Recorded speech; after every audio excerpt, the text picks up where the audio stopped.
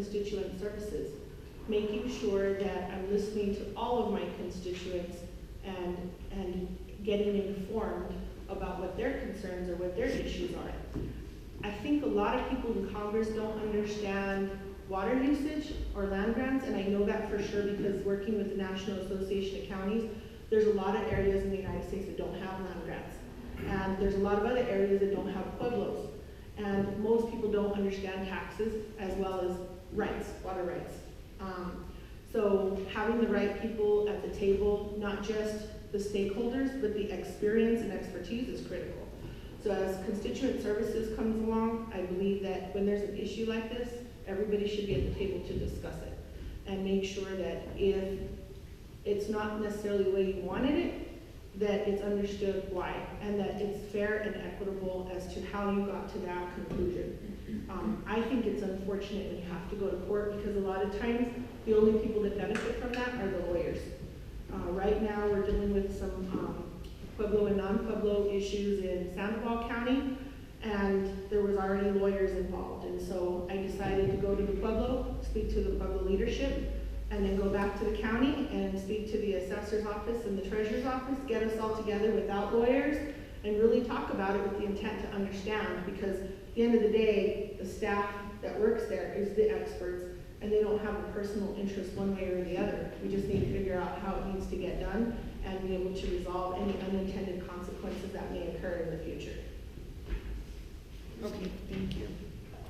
The second question is actually about easements. And that's where the map makes a lot of sense. The Pueblo Lands Board Act was passed in 1924, and private claims within the boundaries of many of the Pueblos were verified, and the value of the land that the natives had lost was compensated. This act had the intent to settle these claims for good, my air quotes added. In 2018, Santa Fe County entered into agreements with the Pueblos of San Alfonso, Poaque, Nambe, and Tesuque for disputed roads within these boundaries, and came to a 99+99 agreement for those easements. What do you mean 99 plus? It's a 99 year, and then there's a renewal for 99. So it's settled for a couple hundred years. Similar to Cochiti Lake. While Santa Fe County has presumably settled these issues for a long time to come, Espanola is dealing with similar issues. In 2018, the governor of Santa Clara wrote in a letter to the U.S. Department of Transportation, "When you have a problem of that magnitude, it's not fair for the Pueblo to waive their right to fair market value compensation for those easements that are legally theirs." He added, "It's not fair that the county or the local governments that didn't have a hand in that would have to shoulder the burden on the backs of their residents decades later. That's not fair, and it's not right."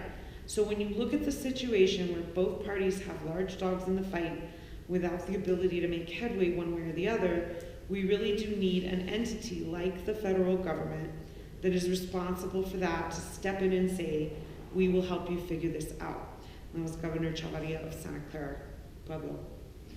So my question is, and since this would be in your jurisdiction, what would your angle be in trying to solve those easement agreements? So I would first include assessor people that I know throughout the state that really understand the easements. I'd also talk to the Pueblos, which is what I'm doing now, to have some type of agreement on being able to allow for the easements to exist so that people can get in and out of their property. I would also make sure that, so for example,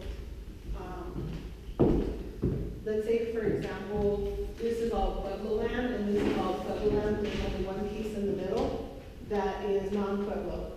Making sure that the Pueblos are all under the same understanding, because leadership changes every year, understanding of the easement and the respect of being able to, for the non-Pueblo to be able to get access to that area. And then I'd also make sure that if there's a question about Aboriginal land, because that's what's happening right now in one of our areas, that there's not any more development until we make sure, because you don't want new property owners to be impacted negatively by not being able to get on their property or have land or have water access because of whatever's going on in the court system or the federal government, because it adds more more fuel to the fire. But also being respectful of being fast about it and not making people wait for so long to figure out what the response or what the answer needs to be. I believe that we should all live cohesively. We're all community members, Pueblo and non-Pueblo. And we need to be able to learn to work together, because when we don't, all of our communities end up struggling and our children end up struggling through that process. And then there's unintended consequences where you feel that something was done intentionally to be hurtful when it might be a misunderstanding because there's already animosity or confrontation that has occurred on other issues. So that's what we're trying to do now on the other side of the mountain, because we have 7 pueblos and a lot of that land was originally Pueblo land. But I think that's the key to the beginning aspects of it. And I think just because someone's an elected official doesn't mean they know better. You really need to have experts there that really understand, that don't have a personal interest, but are just going to be very factual about what needs to occur one way or the other. And when you're being fair, you're not necessarily being equitable. So you need to make sure you do both. Okay. Specifically, I just have a quick follow-up. Do you think this is a place where the federal government needs to get in the business of trying to either compensate or do something at that level? I think for me, the thing is that Santa Fe County had the $8 million that was necessary to settle this. Mm-hmm. Espanola and Rio Ripa just don't. I mean, they can say they don't. And so I think my question is more geared toward, from a fiscal standpoint, do you think the federal government has a role to play in that? Especially for a community like From this. a fiscal standpoint, I believe it was irresponsible all the way around, because this is about 1,500 people, and they've already spent close to $300 million, right? Close, more or less, about 1,500. So it should have been resolved since a long time ago. But the answer is yes. I think that the federal government is supposed to be your partner, to be able to help with resources. You all pay property taxes, you all pay income taxes, and those taxes are part of the whole underlying system of the federal government. And where it's needed, the services should be taken care of. But it's just like capital outlay. You can't have a project that lasts for 10 years and keep on holding on to the money and it never get done. You need to have limitations and just get it done. Stop the bureaucracy and start making things happen. Get the right people in place. When I worked for Senator Bingaman, if you don't know this already, northern New Mexico has more veterans per capita than anywhere in the United States. And at that time, a lot of the veterans were not getting their DD-214. They weren't getting which means they weren't getting their benefits, and they weren't even getting their medals. So it was stated that the fire burned them all. And the reality was that it didn't. They were all people of color. They were all Latinos, and they didn't want to give them the benefits. They did that same thing with veterans who had Agent Orange. So instead, I met somebody who knew where they were at, and I was able to get them all and and they were very elderly already, but we were able to get them their benefits that they had been applying for, and they got them all the way back to the date in which they applied, and all of their other items that they had deserved and earned and fought for our country. I think the same thing happens in all other issues as well. We had fires back in the day all the time. One of them was named Laura, and then it wouldn't stop burning. And I was like, please, dear God, let this fire stop. But when that happened, we had to get federal funding right away. And if you just sort of lag and you expect people to get things done and they don't get them done, it's never going to get done. I'm not that person, because remember, I started off as the staffer. I was always the person to get things done, chop, chop. So you talk to the right people, you get to the right areas, and you get things accomplished, and you hold people accountable. So in my county, I'm in a predominantly Republican. It's like a 50-50 split, but Rio Rancho is straight up like Republican. If you ever want to meet Trump in real life, just come to a commission meeting. You'll meet one right there, just a younger version. And our county did the right to work for less ordinance, which they have no business in, because that's a legislative issue. They did the oil and gas fracking ordinance, which they had no business in, because they didn't know their role as a county commissioner is not the same as the role of a legislator, so they got the roles confused. And so we had to fight and continually fight. And I've had to fight the last 7 years, because to them, I'm Dora the Explorer. What do I know managing millions of dollars? Actually billions at this point, right? when in all reality, I have more years of experience than all of them added up together. It was frustrating. But I'm used to being able to work 10 times harder because I have to prove myself, and then hold all of them accountable by documentation. You should see how much I have filed with the county clerk's office just to prove what's wrong or what's right or what's supposed to be done versus what's not supposed to be done. So I'm ready for Congress. Somebody told me the other day, you know, well, if they tell you what to do, you're going to do it. No, I'm not.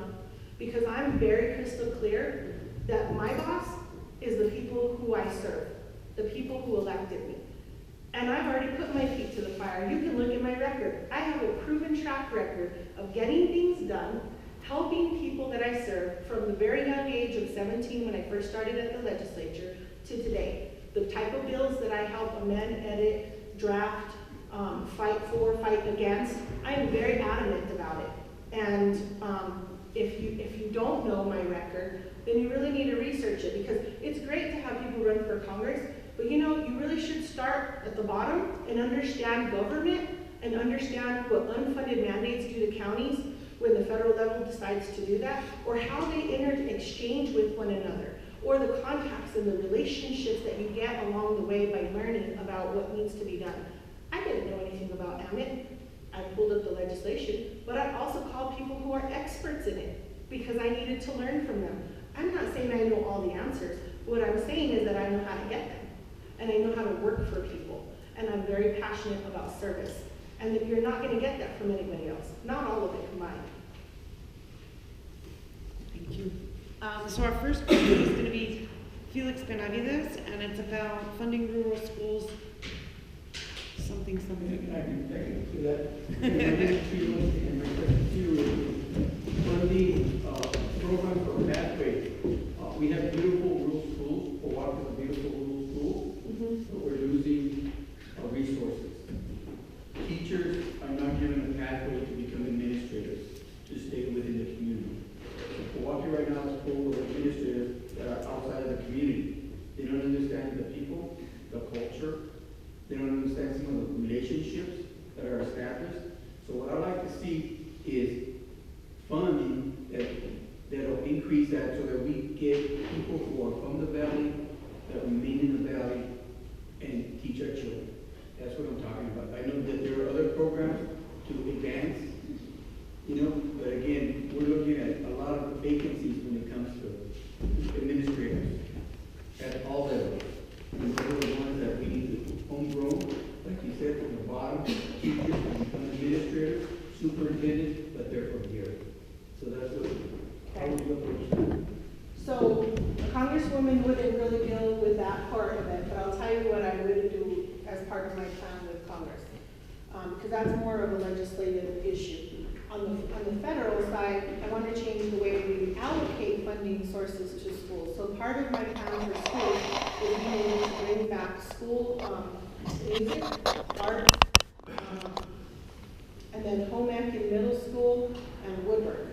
And the reason for that is I also was a counselor back in the day, and those items actually really help youth to think outside of the box. It also helps them to be able to focus and be able to utilize different skill sets to problem solve.